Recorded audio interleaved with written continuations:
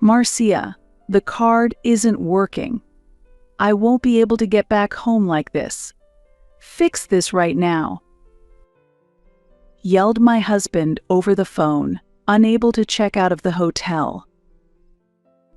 When I was in college, I lost my parents in an accident and had to work multiple part-time jobs to cover my tuition, struggling through my student life. To turn things around, I took a friend's advice and started a business. Despite facing many hardships, I focused entirely on work. As a result, the company steadily grew, and I now participate in management as vice president. While many of my friends were getting married and starting families, I also began to seriously consider my happiness.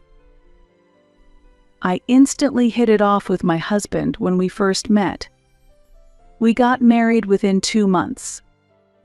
However, after getting married, my husband started relying on my income and declared he would become a stay-at-home husband. I've been urging him to at least work part-time, but he refuses to listen. One day, I noticed my credit card was missing. My husband had taken it and gone on an overseas trip with his parents. I tried calling him several times, but couldn't reach him. When I finally got through, he sneered and said, "Don't interrupt me while I spend time with my family, something you're incapable of doing." "Got it," I replied with a smile. Little did my husband know, his misfortune was about to catch up with him. My name is Marcia Gray. I'm 33 years old and currently serve as the vice president of a venture company. I am now financially stable, but I once experienced a time so difficult that I struggled to even afford food. The reason behind this was the unexpected loss of my parents during my time as a student. My parents were struck and killed by a car that ran a red light as they were crossing the intersection. Back then, I thought I would continue leading a normal life, spending time with friends at cafes and studying together. But the death of my parents turned my life upside down. After their passing, financial difficulties became a major source of concern. The biggest challenge was figuring out how to pay for my tuition. I tried to cover it with scholarships and part-time jobs, but that wasn't enough, so I found myself constantly working multiple jobs while attending classes on barely any sleep. One day, Morris Ward, a classmate, made an unexpected proposal. "Marcia, how about we start a new company together? If we combine your talent with my business skills, we have a good chance of succeeding." Morris was highly regarded at the university and respected by many. Starting a company involved great responsibilities, but I decided to take that challenge face forward. I was constantly worried about what would happen if we failed and how I would find the time given my busy part-time job schedule. But how will we handle it if we fail? Besides, I'm too busy with part-time work and don't have the time, I said. Morris smiled warmly, as if he fully understood my concerns. I then saw a determined spark in his eyes. "Don't worry, we'll succeed," he assured me. His confident words had a strange way of bringing comfort, and his charisma made even the impossible seem within reach. At that moment, I felt a strong need to break free from my current situation, so I agreed, and we founded a venture company while still in university.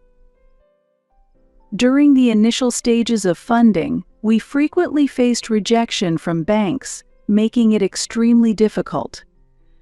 Hiring was also a major challenge, as it wasn't easy for a small startup to attract talented people. Even after placing job ads, few applicants came forward, and finding the right candidates was very tough.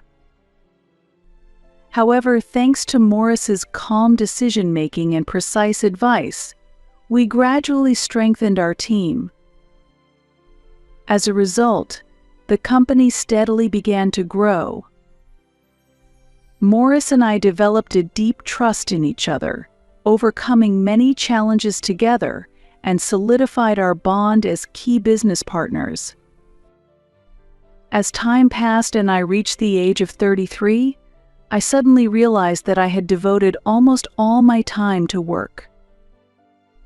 I didn't regret the effort I put into paying for my education and supporting myself alone. I take pride in the company I built from the ground up. The business is thriving, and as a venture, it has achieved notable success. Over 10 years have passed, and both the number of employees and revenue have significantly increased. However, as close friends around me began getting married and starting families, I realized that my life revolved entirely around work. In a moment of self-reflection, I started questioning my current lifestyle. One day, after a lunch meeting, I was talking with Morris and suddenly voiced those feelings. "Morris, lately I've been seeing friends my age getting married, and it made me think." Morris was a bit surprised by the unexpected topic. "What's this all of a sudden?" he asked. "I've been focused solely on work since graduating from university, but I'm starting to wonder if that's really okay." "Are you saying you want to get married?" Morris asked in return. After hearing my thoughts, Morris pondered for a moment before responding. "If you're not satisfied with how things are now, seeking change is one option." "I see. Life isn't just about work. That applies to marriage too. But if you want to enrich your life moving forward, I recommend taking that first step." Hearing those words gave me a chance to reflect on my life and reconsider my direction. I had never really thought deeply about anything outside of work before. Encouraged by Morris, I decided to start looking for a partner. A friend introduced me to a safe matchmaking app, and I started using it right away. I scheduled dates after work, spending time at restaurants, bars, and movie theaters. After several dates, on the fourth one, I met Ryan Torres. I was swamped with work and not good at household chores, but Ryan was efficient and excelled at cooking and cleaning. He understood my busy schedule and never got upset, even if I had to cancel a date. Our relationship progressed smoothly, with both of us thinking about marriage from the beginning. Just 2 months after we started dating, we decided to get married. However, right after the wedding, Ryan suddenly announced that he was quitting his job and becoming a stay-at-home husband. I was surprised by this unexpected turn of events and couldn't hide my shock. "What just happened?" I asked, bewildered. Ryan replied calmly. "From now on, I'll handle the household chores so you can focus on your work." "But why would you make such a decision without even discussing it with me?" As I struggled to process this, Ryan nonchalantly explained. "You're earning an income, so there's no issue. If I take care of everything at home, it'll make things easier for you." I was stunned by his response. Was he planning to completely rely on my income? "Even though I'm earning, we're not that well off. You should at least find some kind of job," even if it's just part-time. But no matter how much I pleaded, he refused to listen. No, I'm done working for a company. If you're making money, that's enough. I was simply dumbfounded by his selfishness, but as a newlywed, I couldn't bring myself to argue back at that moment. To make matters worse, he also started asking me to send money to his parents. Family is about helping each other. I'm a stay-at-home husband now, so Marcia, I'm counting on you. But if he was earning an income, I wouldn't mind supporting his parents, but forcing it onto me didn't feel right. Another reason I hesitated was because his parents frequently made snide remarks, falsely believing that I was forcing Ryan into doing the housework. Recently, while having a meal with his parents, they started their usual criticisms. His mother put down her chopsticks and said, "Marcia, you're making Ryan do all the housework. Poor him. Do you really think this is right? He mentioned she's not good at housework, but as his wife, shouldn't you work on improving that?" His father added, criticizing me. I didn't know how Ryan had explained things to them, but it was clear they saw me as the villain. That's not true. Ryan was the one who wanted to be a stay-at-home husband. I protested, but Ryan quietly whispered, "Calm down, just support me here and apologize. I'll clear up the misunderstanding later." Even though he whispered those words, I was frustrated that he didn't stand up for me at that moment. I kept asking him if he had cleared up the misunderstanding afterward, but he always brushed it off, saying, "I haven't had the chance to talk to them." I felt rejected by my in-laws and unsupported by my husband, leading me to despair over this marriage and start considering divorce. However, when I went to the hospital because of persistent stomach pain, I unexpectedly found out that I was pregnant. I felt a mix of surprise and joy and rushed home to share the news with my husband. "Ryan, I'm pregnant," I told him. "Really? That's great. I'm looking forward to it," he replied, surprisingly calm, which left me a bit confused.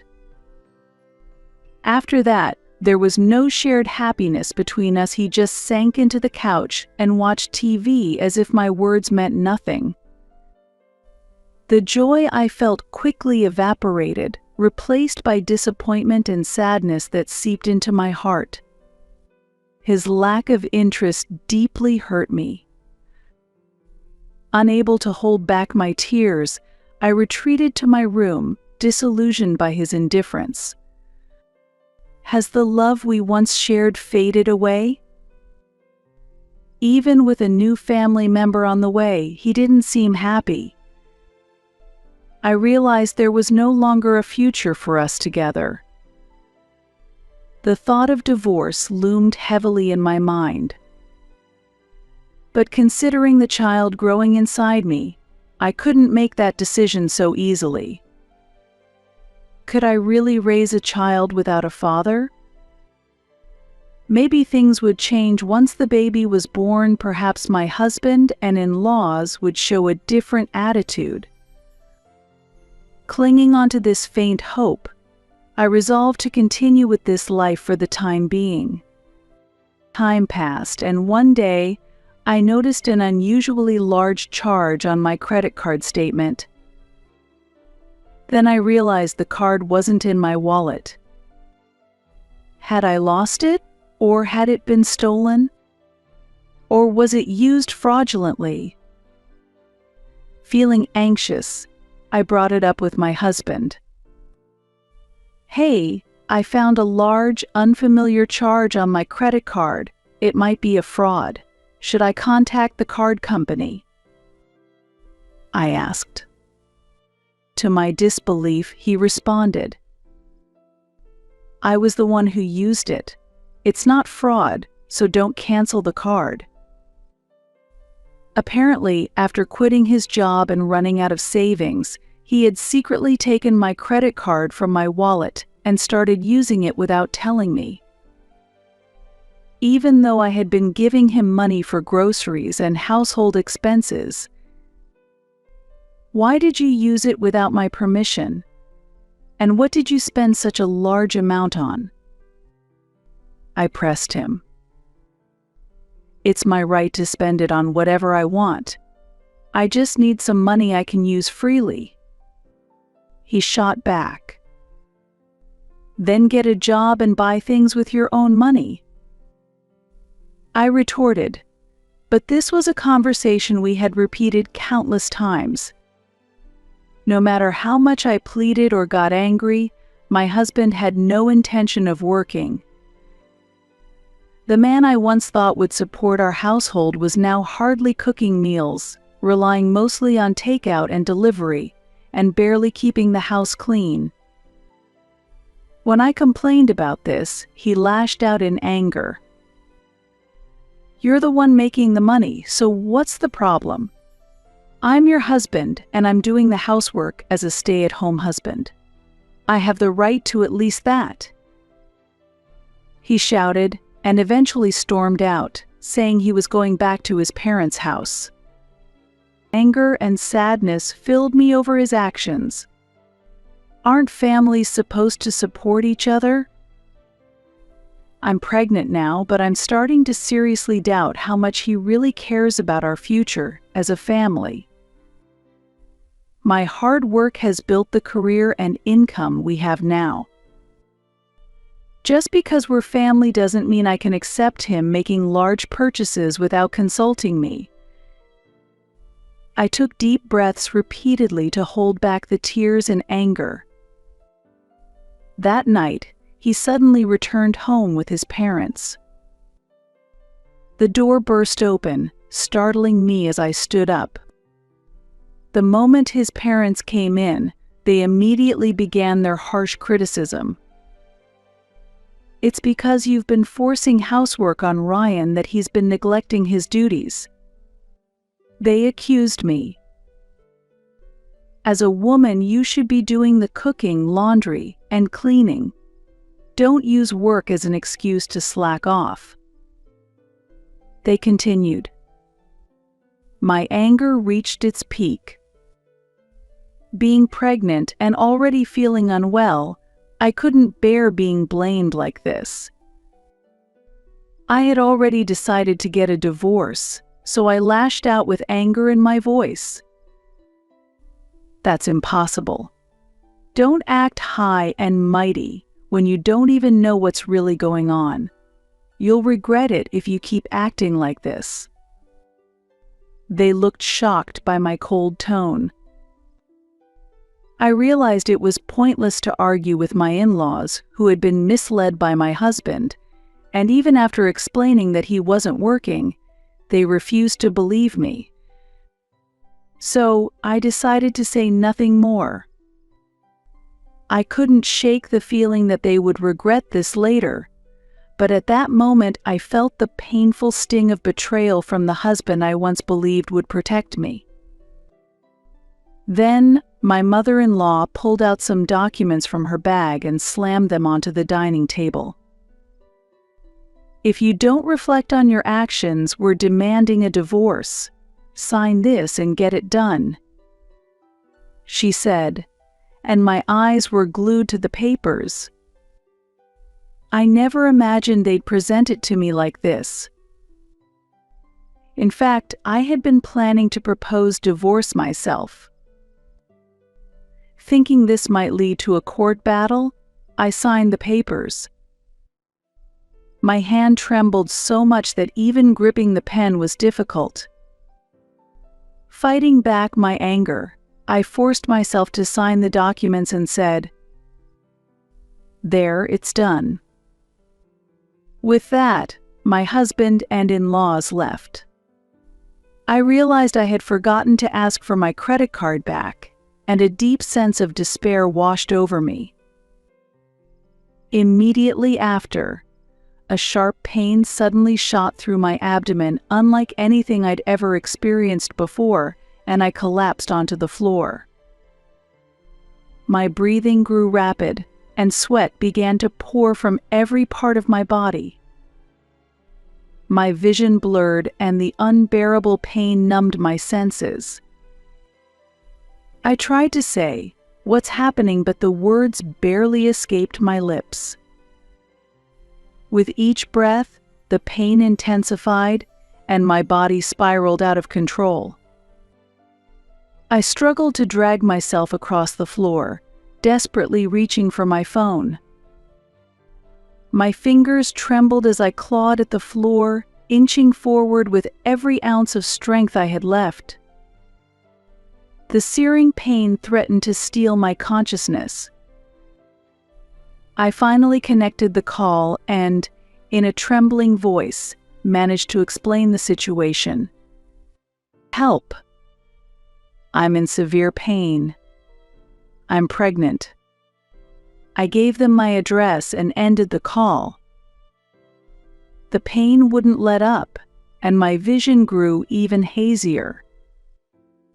I collapsed on the floor, waiting for the ambulance to arrive.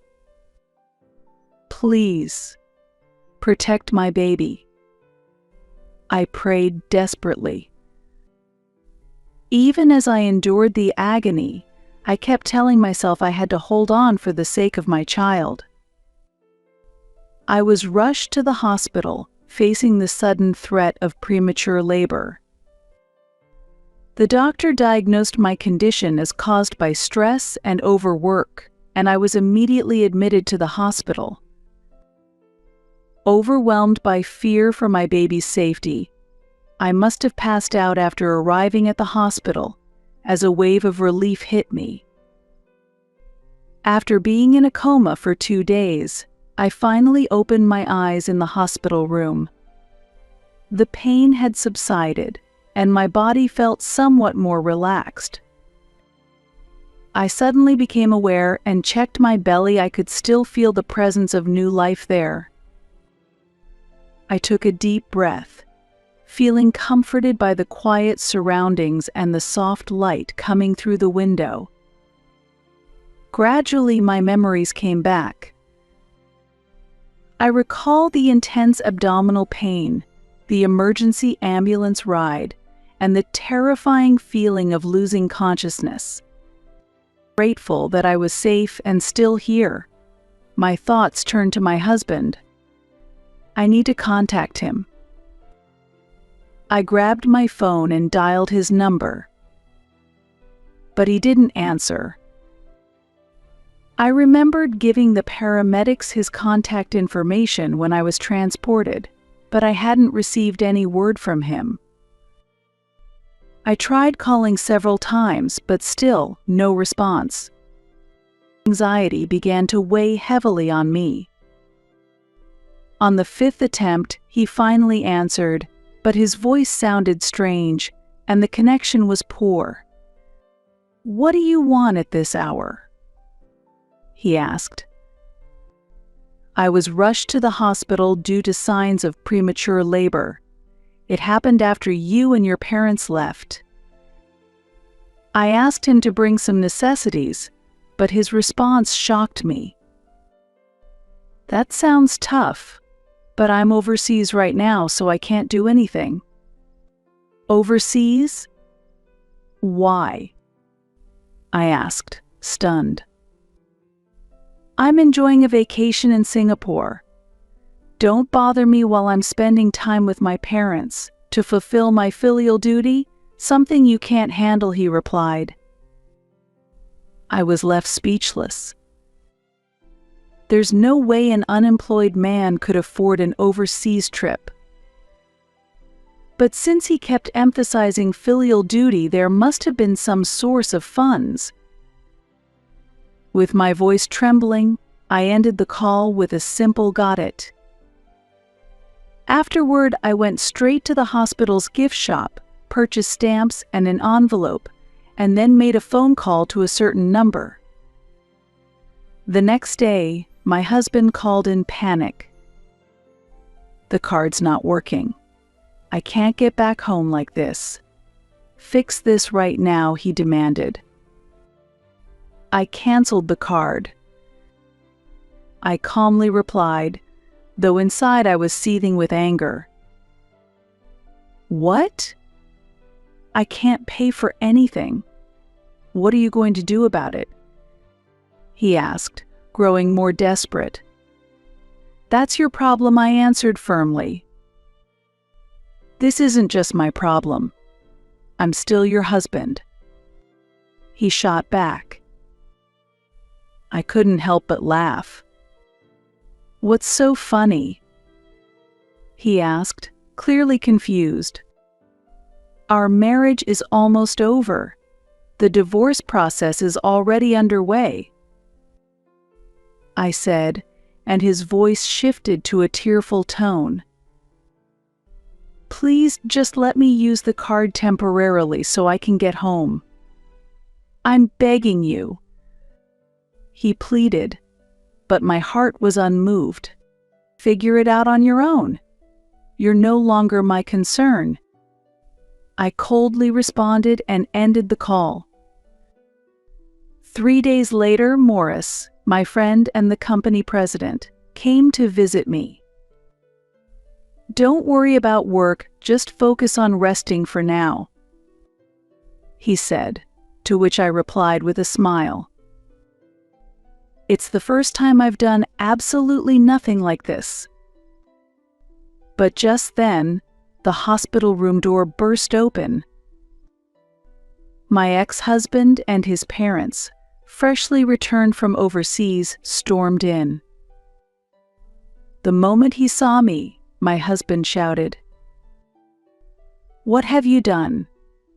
"I had to borrow money from a friend just to get back home," his mother screamed. "This is unbelievable. How could you put us through this?" His father joined in, yelling. Our son's carefully planned trip was completely ruined. Their fury exploded as Morris and some passers-by watched. Despite the commotion, I remained calm. He paid for the trip with my credit card, without my knowledge. The moment I said that, the atmosphere in the room shifted. My in-laws exchanged stunned and bewildered looks, their faces reflecting the shock as if they had been struck by lightning. I continued speaking. "Right after we got married, he announced he would be a stay-at-home husband and quit his job. But he's barely been helping with the housework." As these words quietly echoed through the room, I could see the visible distress on my in-laws' faces. "What? Ryan isn't working? That can't be true. He told us he had a job." My mother-in-law stammered, her voice trembling, with clear worry and confusion in her eyes. My father-in-law also looked at me, his face a mixture of shock and disappointment. "The truth is, he's been unemployed the whole time, and I've been the one supporting the household." Hearing this, my in-laws turned to my ex-husband with expressions of disbelief. Their eyes were filled with betrayal and deep disappointment. My mother-in-law pressed her lips together tightly, while my father-in-law clenched his fists in anger. My ex-husband couldn't do anything but avert his gaze under their piercing stares. At that moment, Morris began to speak. "Mr. and Mrs. Torres, I have something important to discuss with you. I'm the CEO of the company where Marcia works. Through our conversations, I've been made aware of Ryan's unemployment and the fact that Marcia has been the one financially supporting the household."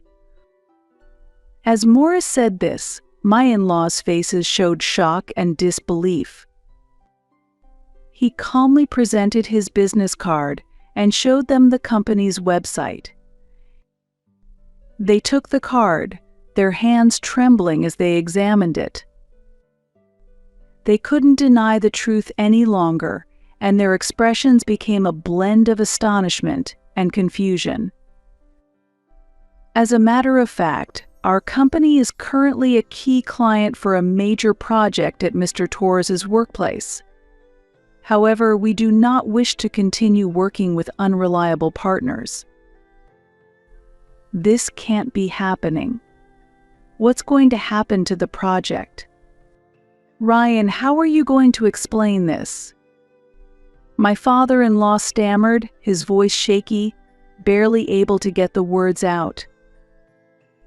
He looked as though he'd been utterly crushed. My mother-in-law, too, buried her head in her hands with an expression of disbelief. How did it come to this? They were both pale, their despair evident. Wait. Marcia, please help me. I want to make things right. Ryan pleaded. My ex-husband grabbed my hand tightly, desperately pleading with me. His eyes were filled with despair and fear, and his hand trembled. Given how he had ignored me in the past and done as he pleased, I wasn't surprised to see him begging like this. It's too late. I can't forgive your past actions, and this is the end, I said firmly, pushing his hand away with determination. Please help me. He begged, dropping to his knees on the floor. At that moment, Morris presented some important documents. Can you still say the same thing after seeing this? The documents revealed an investigation Morris had quietly conducted into my ex-husband's actions. They detailed how he had falsely claimed to be sending money to his parents while actually keeping it for himself, and how he had been recklessly spending my income. I can't tolerate anyone hurting a valuable business partner, Morris said, revealing his intentions with a hint of shyness. But his eyes showed a strong resolve. I've already been in touch with our lawyer. You should prepare to compensate. Morris calmly informed the three of them with a polite yet businesslike smile. I felt an overwhelming sense of gratitude and relief for all that Morris had done for me. As I lay in my hospital bed, I gazed out at the scenery through the window. Since that day, the stress had lifted, and I recovered from the threat of premature labor, eventually giving birth to a healthy baby. My heart is filled with a mix of emotions: joy at the birth of new life and the exhaustion from childbirth. Morris and my colleagues even visited to celebrate, and I've been enjoying fulfilling days. After being discharged, I moved into a new apartment that Morris had arranged. Thanks to his thoughtful care, we chose a new address where my ex-husband and in-laws would never find us. This has ensured our privacy and safety, free from any unnecessary interference from them. The new place was in a quiet area, slightly removed from the hustle and bustle of the city, surrounded by lush greenery and peaceful silence. It's an ideal environment, free from the noise of the city, where one can spend peaceful moments and enjoy the tranquility of nature. Whether for a walk or a deep breath, this place offers a sense of calm and comfort created by nature. Here, my newborn baby and I are beginning a new chapter in our lives. With this fresh start, there is as much anticipation as there is anxiety, but the presence of supportive people around me has greatly eased that anxiety.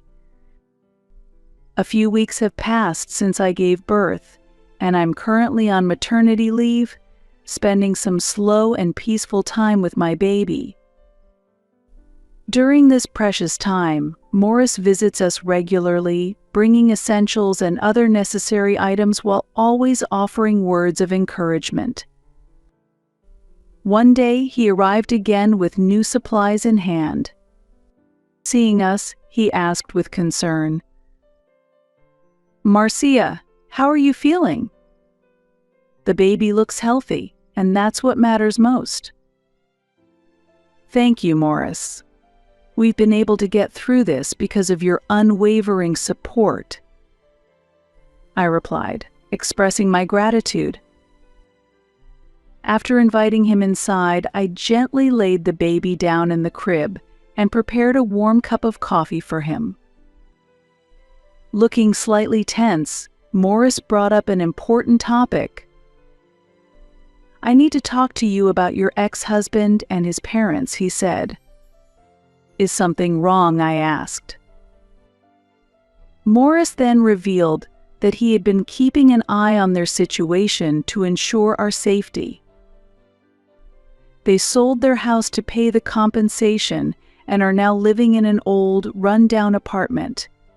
Your former father-in-law lost his job, and all three of them are working around the clock," he reported.